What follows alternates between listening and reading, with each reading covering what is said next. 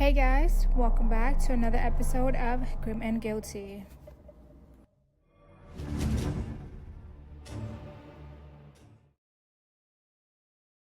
He was named the Alaskan Avenger, a man who turned vigilante, attacking registered sex offenders.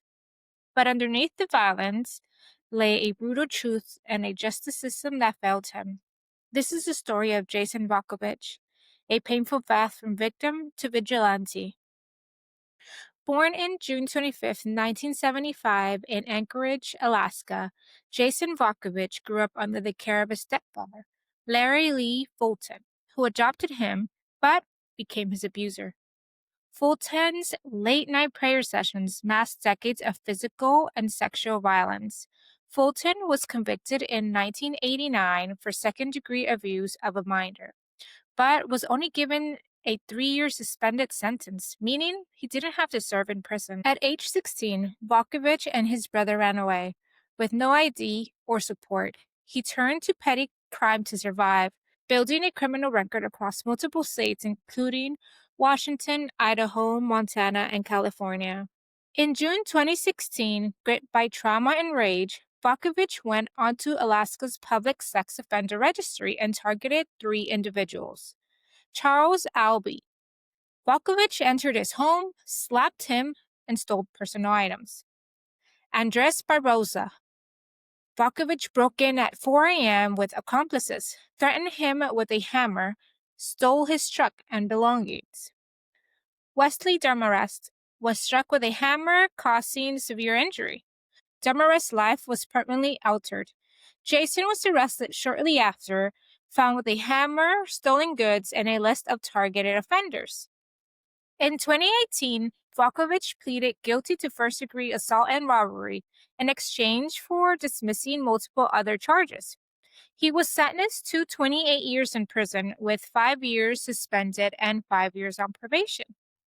He expressed deep regret in a letter to the Anchorage Daily News, urging victims of abuse to seek healing, not revenge.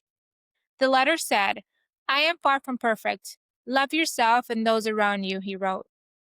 One victim, Wesley Demarest, who suffered a traumatic brain injury from the attack, said afterward, "My life has changed forever." Yet, some community members applaud Jason's actions, even starting a petition. Jason Volkovich's story is a tragic reminder that trauma, left unhealed, can manifest in destructive ways. His quest for justice blurred the line between ego and empathy. But in the end, his actions caused more harm than healing, raising urgent questions about how society navigates trauma, justice, and revenge. Some hauntings terrify, some hauntings fascinate.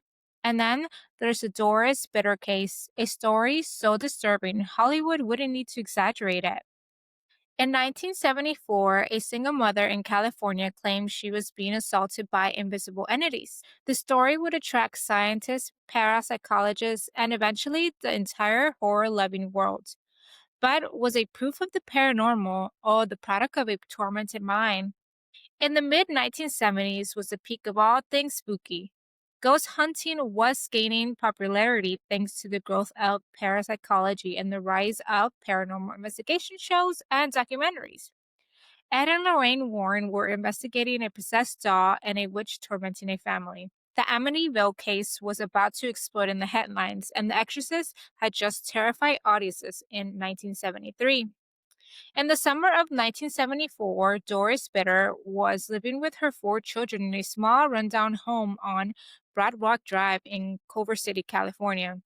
According to her, the haunting began with strange smells, like rotting flesh and odd lights floating through the rooms. Then things escalated.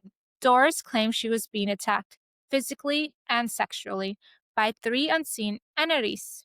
One was large and dominant, and the other 2 were smaller and weaker. She described the assault as violent, leaving bruises and scratches. Desperate for help, Doris sought out Dr. Barry Taft and Carrie Gaynor of UCLA's parapsychology laboratory. Parapsychology departments like the one at UCLA were experimenting with scientific approaches to the supernatural, attempting to prove once and for all that ghosts were real. In August 22nd, 1974, both Taft and Gaynor first visited Doris's home located in Culver City and did a few more visits over a 10-week period. They witnessed strange lights, foul odors, and objects moving without explanation. When they were interviewing one of her sons, the cupboards flew open and dishes started falling to the floor. Most famously, in one session, they claimed to see the partial upper torso of a large male figure appearing in midair in front of Doris, without legs, without a face, before it vanished. Another time, Bitter's oldest son played Black Sabbath, and his baseball cards began to fly around the room. The investigation produced dozens of photographs. Many were inconclusive. Some showed streaks of light or glowing arcs around Doris. While skeptics dismissed them as photographic errors, the research team insisted that they had captured genuine anomalies. Doris eventually moved out, but she told friends and investigators the haunting followed her from place to place. The attacks reportedly lessened over time, but never fully stopped. In the early 1990s, Doris agreed to one final interview, claiming the entities were still with her. She died in 1995, still insisting her story was true. The events directly inspired the 1982 horror film The Entity, which shocked audiences for its brutality, yet it softened certain aspects of Dora's real account. Here are a few theories. 1. The paranormal reality. Supporters argue that too many people witnessed strange events for it to be dismissed entirely. 2. Mass suggestion. Skeptics suggest a mix of psychological vulnerability, stress, and group influence could have led to exaggerated or false memories. 3. Psychological trauma. Some say Doris's troubled childhood and history of abuse may have shaped her perceptions of events. 4. Poltergeist hypothesis. Some parapsychologists believe Doris herself unconsciously generated the phenomena through psychokinetic energy. The Doris Bitter case is one of the rare hauntings where trained investigators witnessed and documented strange activity in real time.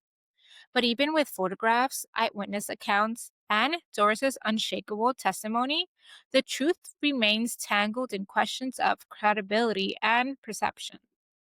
Was Doris a victim of something supernatural or her own haunted mind?